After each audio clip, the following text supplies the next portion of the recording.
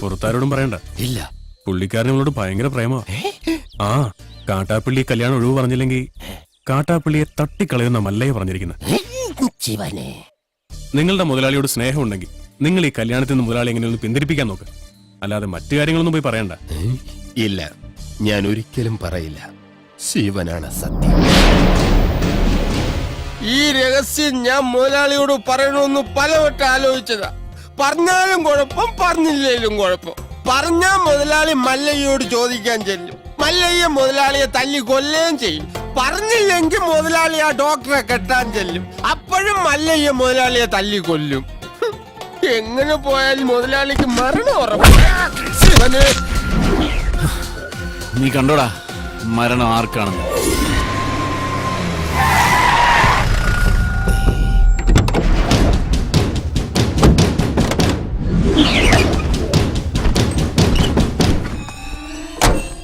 വടക്കുംമലയിൽ നാളെ ഇറക്കിയിട്ടുണ്ട്.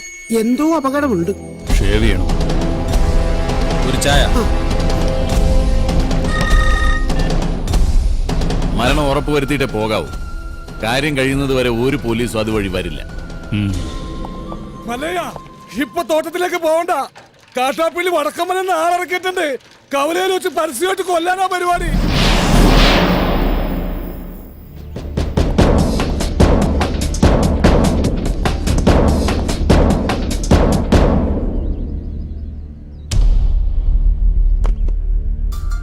തോട്ടത്തിലേക്കല്ല, കവലയിലേക്കാ പോകുന്നത്.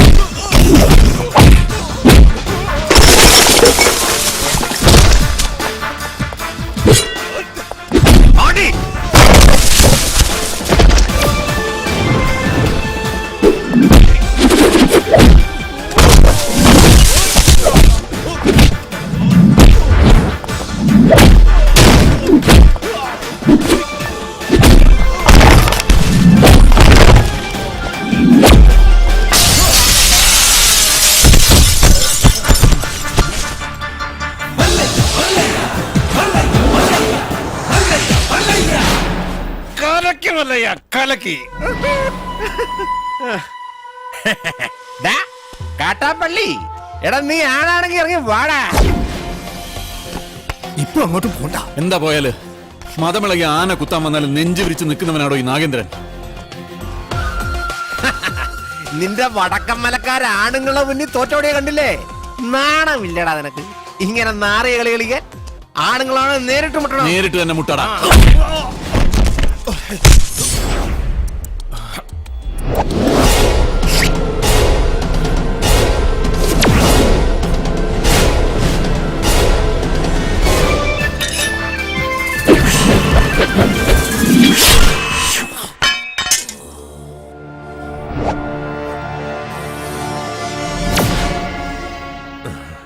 ഇതിനെന്റെ നെഞ്ചിന് നേരെ എറിയാൻ അറിയാൻ മേലാഞ്ഞിട്ടല്ല. നിർത്തിക്കോ, ഇവിടെ വെച്ച് നിർത്തിക്കോ.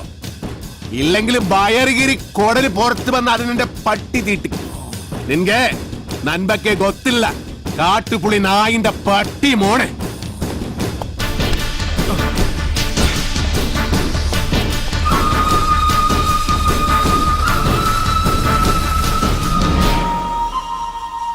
നിങ്ങളൊക്കെ തന്നെയാ കാട്ടാപ്പള്ളി ഇത്രയും വളർത്തിയത്. ഒതുക്കണമായിരുന്നു, വളരെ മുമ്പേ ഒതുക്കണമായിരുന്നു. അറിയാൻ പാടില്ല, പക്ഷെ അവനെ കൊന്നിട്ട് ഞാൻ ജയിലിൽ പോകാൻ പാടില്ല. എന്റെ ശത്രു വേറെയാ. എന്റെ അച്ഛനെ 16 വെട്ടുവെട്ടിയിട്ട് കടന്നു കളഞ്ഞ എന്റെ ആജന്മ ശത്രു വീരു.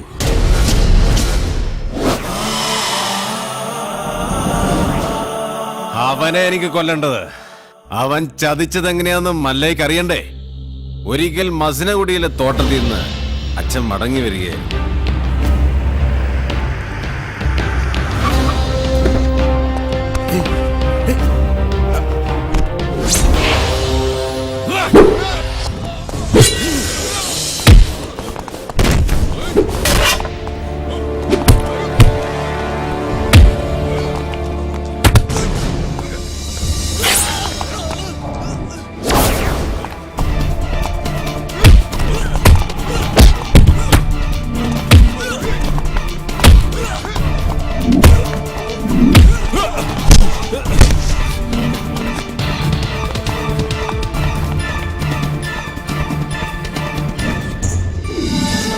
ഇവന് കന്നഡ മാത്രമേ അറിയൂ, മലയാളം തീരെ അറിയില്ല. ആരും പോലും ഇല്ലാത്തവനാ. വീരുന്ന പേര്. ഒരു മകനെ പോലെ തന്നെയാ അച്ഛൻ അവനെ കൊണ്ടു നടന്നത്. ഒരു കൂടപ്പറപ്പിനെ കിട്ടിയെന്ന് ഞാനും കരുതി. പക്ഷേ അച്ഛനെ ആക്രമിച്ചവനെ ഒരിക്കൽ പോലീസ് പിടികൂടി. അവനിൽ നിന്ന് ഞെട്ടിപ്പിക്കുന്ന സത്യമാണ് ഈ ഗ്രാമം അറിഞ്ഞത്. വീരു അവന്റെ സംഘത്തിൽപ്പെട്ടവൻ തന്നെയായിരുന്നു. ഒരു സഹായിയെ പോലെ കടന്നുകൂടി വൻ കവർച്ച നടത്താനായിരുന്നു അവരുടെ പദ്ധതി. ഇത് അറിഞ്ഞതോടെ എന്റെ അച്ഛനെയും കുറുപ്പച്ഛനെയും ആക്രമിച്ച് പണം തട്ടിയെടുത്ത് അവൻ ഓടി. പക്ഷെ അവൻ ചെന്നുപെട്ടത് ഞങ്ങളുടെ ആശ്രിതനായ വടിവാള് വാസുവിന്റെ മുന്നിലാണ്.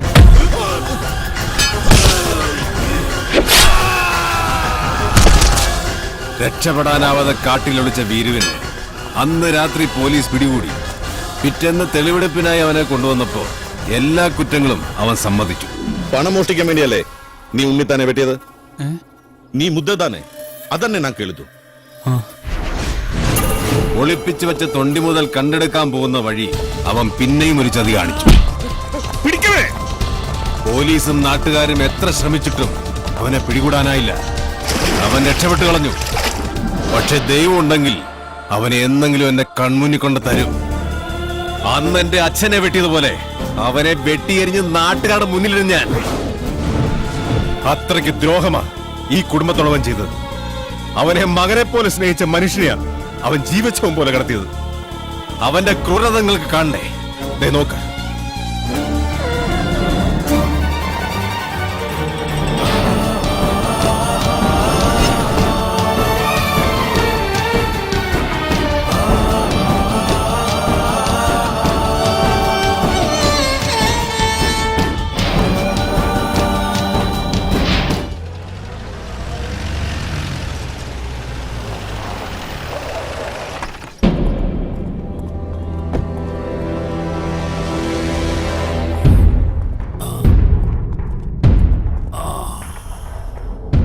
അന്നേ ഞാൻ നിന്നോട് പറഞ്ഞതാ വേണ്ടാത്ത പണിക്ക് പോണ്ടാന്ന്. കേട്ടില്ല. ഒരിക്കലും നന്നാവില്ലെന്ന് തീരുമാനിച്ചുറപ്പിച്ചവരോട് ഇനി എന്ത് പറയാനാ? ഇവനെ ആക്രമിച്ചതിന്റെ പേരിൽ മല്ലയ്യക്കെതിരെ ഉടനെ കേസ് ചാർജ് വേണ്ട. ഒരു നിയമത്തിന്റെയും രാഷ്ട്രീയത്തിന്റെ സഹായം എനിക്ക് വേണ്ട. നാഗേന്ദ്രനെ ആക്രമിച്ചതിന്റെ പേരിൽ പോലീസ് കേസോ? അത് വേണ്ട. എനിക്ക് ജയിക്കണം. ഈ നാട്ടുകാരുടെ മുന്നിൽ വെച്ച് തന്നെ എനിക്ക് ജയിക്കണം. അവനെ എനിക്ക് വിട്ടേക്ക്.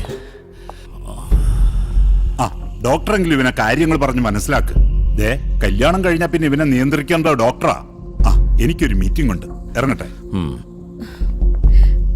സ്റ്റിച്ച് ഇടണം. അതിനു മുൻപ് മരവിപ്പിക്കാനുള്ള ഒരു ഇഞ്ചക്ഷൻ എടുക്കണം. വേണ്ട, മരവിപ്പിക്കാതെ തന്നെ ചെയ്താൽ മതി. നല്ല വേദന ഉണ്ടാവും. വേദനിക്കണം, നല്ലതുപോലെ വേദനിക്കണം. എങ്കിലേ എനിക്ക് അവനോടുള്ള പക വർദ്ധിക്കൂ.